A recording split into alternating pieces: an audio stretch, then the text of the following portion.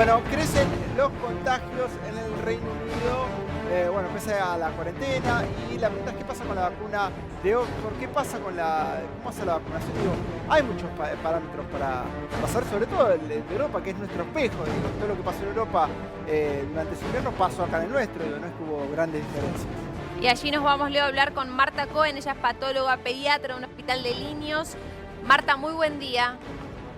Buenos días, ¿cómo están ustedes? ¿Qué tal, Marta? Muy bien, contanos cuál es la situación, porque nos llegan cifras que en realidad son muy poco alentadoras. ¿Qué pasa con la cantidad de contagios? ¿Qué pasa con la ocupación de camas? Bueno, como ya lo esperábamos, desde el principio, cuando se hicieron los primeros modelos matemáticos que planificaron, o sea, que nos dijeron qué es lo que iba a pasar, sabíamos que para el otoño europeo iba a aumentar el número de casos, iba a ocurrir una segunda ola, que es lo que está sucediendo ahora. Ya se está hablando de cómo hacer para prevenir una tercera ola, es decir, que esto indica que vamos para largo, ¿no es cierto? Sí. Prácticamente, específicamente en el Reino Unido, hay un debate entre la ciencia y la política, porque la ciencia quiere hacer una cuarentena de 2 semanas, que ahora viene una semana de vacaciones escolares, porque los chicos comenzaron la escuela en septiembre, y en octubre hay una semana para Halloween. Quieren que sea 2 semanas para cortar con la escalada del número de casos. El gobierno no quiere hacerlo, y en cambio de eso han puesto 3 niveles. Los niveles 1, 2 y 3. El nivel 1 son los de menos casos, que no necesitaría tener tantas restricciones, que es el sur de Inglaterra. El nivel 2, en donde está el norte de Inglaterra, está Belfast, está Londres, lo pusieron ahora a nivel 2, es que hay un montón ya más de restricciones.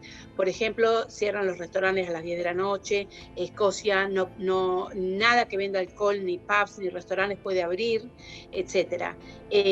Ahora, hay ciudades nivel 3. Nivel 3 está Liverpool. Hablan de probablemente Belfast pase a nivel 3, y que es donde ya la saturación de camas está llegando al límite. Por primera vez, esto no pasó durante la primera ola, pero yo justamente ayer estaba leyendo en el Guardian que pacientes de Liverpool tuvieron que ser trasladados a otras regiones sanitarias porque no está la capacidad, o se está llegando al límite. Hoy Gales comenzó con la restricción de cerrar las fronteras para los que no son residentes de Gales.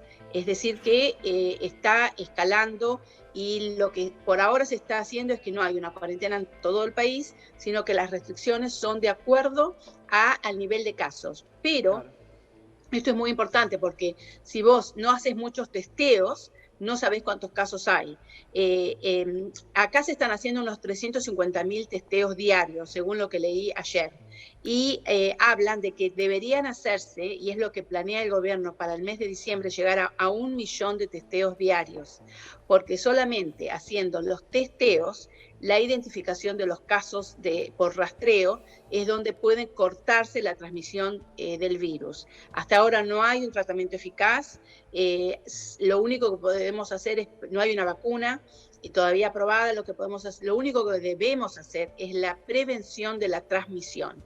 Entonces, para eso hay que identificar los casos con test y rastreo.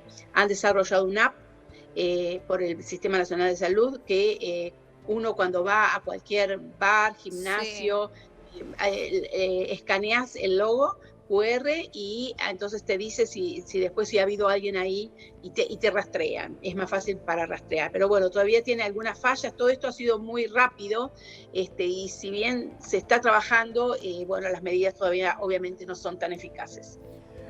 A ver, nosotros veíamos las imágenes de lo que fue Europa en el invierno europeo, en Italia. ¿Viste? A nosotros nos queda muy arraigado por un tema, obviamente, de lo que es nuestros antepasados. Digo, de Italia vemos que habían que elegir los muertos y más. Digo, ¿cómo fue todo ese paso en Gran Bretaña? Digo, no ha llegado a ese extremo, pero ¿cómo está hoy la situación hospitalaria? Digo, ¿a qué nivel está el porcentaje de ocupación de camas? Bueno, cuando pasó este drama de Italia y de Francia, acá sí hubo 1.000 muertos diarios en el mes de abril, mayo, pero lamentablemente, claro, en ese momento se manejó de que, por ejemplo, las personas mayores se las mandaron a las casas, a los geriátricos, no se pusieron testeos, etcétera. Entonces hubo muchas muertes de gentes mayores que no murieron necesariamente en el hospital. Es decir, la saturación de camas nunca se hizo acá. Teníamos hospitales para abrir en cada ciudad, y morgues también accesorias para abrir. No se llegó, no hubo necesidad. Ahora, como le decía a tu colega, Liverpool está llegando a la saturación de camas. De hecho, ha habido que llevar pacientes a otros distritos. Algo que dijeron, según leí en el Guardian ayer, no había pasado en la primera ola durante los meses de abril y mayo. Por eso están hablando de que deberíamos hacer muchas restricciones y probablemente una cuarentena que lo anunciarían próximamente de 2 semanas. Es lo que quiere la ciencia, pero el gobierno no está muy aprobando eso. ¿Gus? A ver, o sea que, concluyendo, digamos, la postura de Boris Johnson es ni una restricción total, ¿no? Un confinamiento total, ni tampoco levantar todas las restricciones, digamos, sería un término intermedio. Ahora, ¿qué pesa el tema clases en esto? O sea, si ustedes tienen las causas identificadas, a ver si, o en el Reino Unido se identifican, porque está pasando en toda Europa, esta segunda oleada, este rebrote, digamos, y ¿saben qué pasa? Nosotros tenemos que estar preparados también para esto, porque estamos aprendiendo de lo que viene de allá. Claro. Porque aquí, después en la Argentina y Latinoamérica en general, se está previendo un rebrote para una vez pasada la temporada veraniega, para marzo, abril, por ejemplo. Entonces es muy importante, más allá de los testeos. Además de los brotes de casos de coronavirus, se te van a sumar lo que pasa acá, sí, los casos de gripe, claro, que produjeron en un año 17.000 muertos, o sea que esperemos 17.000 muertes de gripe. Se van a sumar los millones de pacientes que están en la lista de espera y que no han podido ser atendidos y que muchos de ellos tienen enfermedades que requieren tratamiento y que se van a morir o se han muerto no de COVID. Y se van a sumar, o se están sumando, los pacientes que tuvieron durante la primera ola una enfermedad COVID-19 seria, que se recuperaron, pero que quedaron con secuelas neurológicas, cardiovasculares o respiratorias, que son un 30%. Es decir, que la bola, el globo se va aumentando, ¿no es cierto? Ahora, ¿qué pasa con las escuelas específicamente? Yo te lo dividiría en 2 grupos etarios. Los niños y los adolescentes y universitarios. Con respecto a los niños, acá todos empezaron la escuela. Con respecto a los niños, yo veo diariamente que las madres llevan los chicos a la escuela. Sé que está todo, obviamente las aulas están preparadas. Acá no se puede hacer la clase al aire libre porque llueve mucho, como en Argentina, que sé que están haciendo. Las aulas están muy separadas. Los bancos, ¿no es cierto?, tratan de que los chicos estén dentro de su aula y que los horarios de los recreos son distintos para cada grado, los horarios de entrada y salida de la escuela tratan de escalonarlos cada ciertos minutos para que no se junte todo el mundo a la misma hora.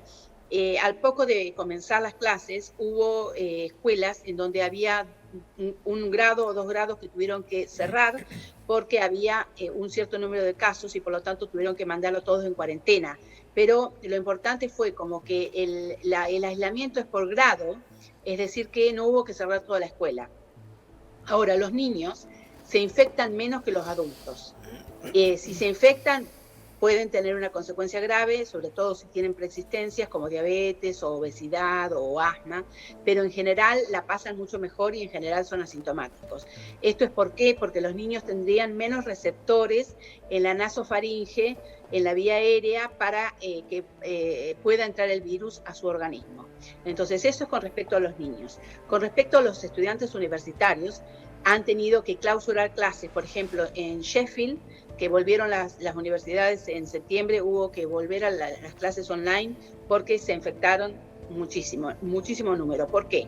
Porque ya sabemos ahora, y esto seguramente pasa en Argentina, sí, y va a pasar también durante la segunda ola, que los jóvenes asintomáticos de 16 a 32 años son los que más número de infectados tienen. Sí, ellos increíble. No lo saben, ellos no se cuidan, ellos van a fiestas, como pasó en Liverpool, que a pesar de estar restricciones de nivel 3, encontraron en fiestas ilegales de jóvenes. Sí. Todos lo hicimos y todos lo haríamos si fuéramos jóvenes, pero La realidad es que hay que hacer muchos testeos y hay que hacer que les ingrese a su lenguaje lo que es importante, la responsabilidad individual, de que tienen que llevarla a cargo y a cabo para cuidar a la sociedad, ¿no es cierto? Está mucho en los jóvenes asintomáticos en este momento. Marta, por eso, sí, es que está pasando eso acá y por eso nos preocupa también y nos ocupamos de saber cómo está también el mundo, porque somos un reflejo, porque llegó más tarde, así que te vamos a volver a convocar para saber cómo sigue, por supuesto, la situación en Reino Unido. Muchas gracias por tu información. Muchas gracias. Chao, a chao. vos por tu tiempo. Chao.